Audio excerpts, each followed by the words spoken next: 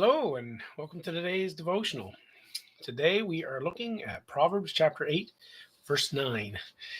And this is referring, we're going to read the sentence in a second, but this is referring to the person that's talking here is the personification of wisdom.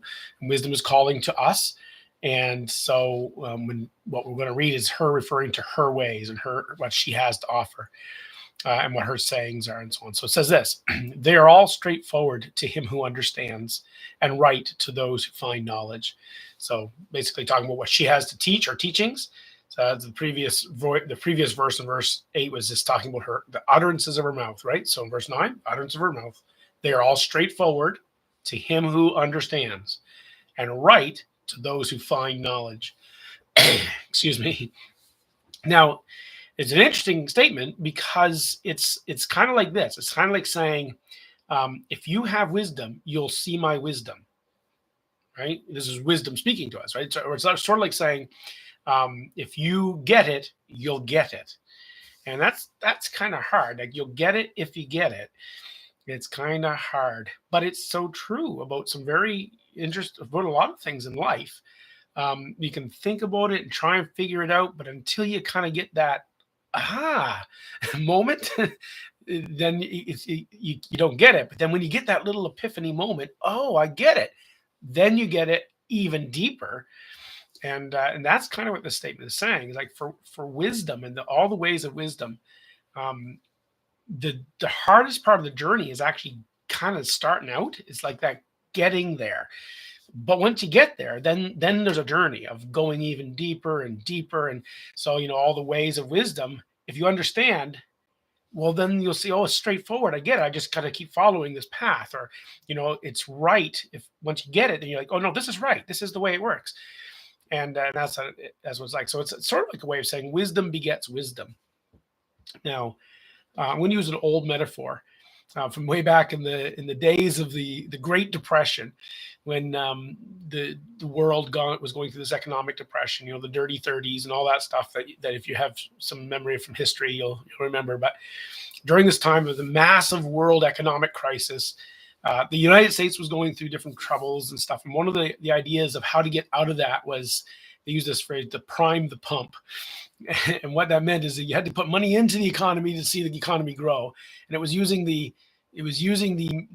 image of an old wash pump, or water pump rather, that would be in the old fashioned houses. It would be this pump that goes down into the well and you pump it and water will come up. But the only way you could get the pump to start was you actually had to put some water in the pump, because it created the pressure you needed. And so then you could pump it, and then that would create the pressure to start bringing the water up. So you actually had to have water to get water. Isn't that weird? And it's like that with so many things. How do you get food? How do you grow food? Well, you need a seed. How do you get a seed from the food you grow? And so it's a weird little thing, but you have to have some to get more, which kind of makes a little bit of sense of Jesus' statement: to him who has some, more will be given. But that's kind of how it is with wisdom. You got to kind of have that first step in order to really get it. And to read the book of Proverbs and to work your way through all the different proverbial statements and all the things that are, and to understand, a lot of them can be very confusing. It's like, what is he saying? I don't understand this. And you got to really think it out. And that's why earlier in the book, it talks about the riddles of the wise, the puzzles of the wise. And it's like that. And so you might, through all of this, you might go, well, how do I get that first bit? Right? How do I know I got the first little bit of water I need to prime the pump, or that first seed so that I can grow the crop? That first bit of wisdom so that I can get the rest. And the answer to that is found in the book of Proverbs and other places as well. But in the book of Proverbs, chapter 1, verse 7, it says, the fear of the Lord is the beginning of knowledge. Fools despise wisdom and instruction. And so there, that just simply, you don't have to, not wisdom, the fear of the Lord, just okay, he's greater than I. That is the initial step you need. Knowing that it doesn't come from inside you, but it comes out, that there's an instruction that has to come from the Lord, right? The fool despises wisdom and instruction. I don't want it. I'm wise in myself, is what he thinks. But the wise person goes, okay, I need the instruction from the Lord. And that's the first step. Now, in Matthew chapter 5, Jesus says, blessed are those that hunger and thirst for righteousness. They will be satisfied. So the idea is, if there's a hunger in you, in other words, an absence a recognized absence, and a hunger for something to fill it, right? A hunger for righteousness, and you'll be satisfied. God will satisfy. That's the blessing. Or in James chapter 1, it says, if anyone lacks wisdom, chapter 1, verse 5, if anyone lacks wisdom, let him ask of the Lord, who gives generously to those who ask for it. So there's just that first step saying, God, I want to be wise. That's it. Another way the Bible kind of says this, if you have faith like a mustard seed, that's all you need, just a little tiny bit.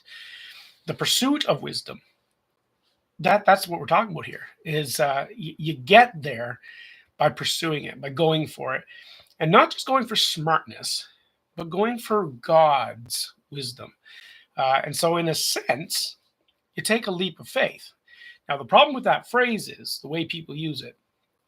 When the world uses the idea of take a leap of faith, what they mean is blindly, without any understanding, just pick a direction and go. It's more like hope. I hope this is right. Woo, and you jump off a cliff. That's not what we mean when we say that. In the Bible, faith means trust. So taking a leap of not just hopefulness, taking a leap of trust, saying, I'm going to trust that God knows better than me, and I will take a leap towards him because I'm going to trust that. That's the leap of faith. That's the start of wisdom. And from that little start, it primes the pump and you're able to go further. For all those people in the world that are trying to figure out life and figure out how to be a better person and all that stuff, and they want to exclude God from that process, failure is in your future. But if we can start with God and say, okay, I need you. Well, that's a great start. And then from there, you can go, you'll start to see the straightforward path of wisdom. You'll start to find out it's really right. God's right on this. He knows better than I do. What do you know? He really is right. And you'll increasingly be able to unravel the mysteries of wisdom because of it.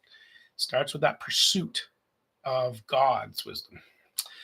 Anyway, that's what I'll say from verse 9. That's my insights there. I hope it's useful to you. Next time, verse 10. And in the meantime, God bless, and we'll see you then.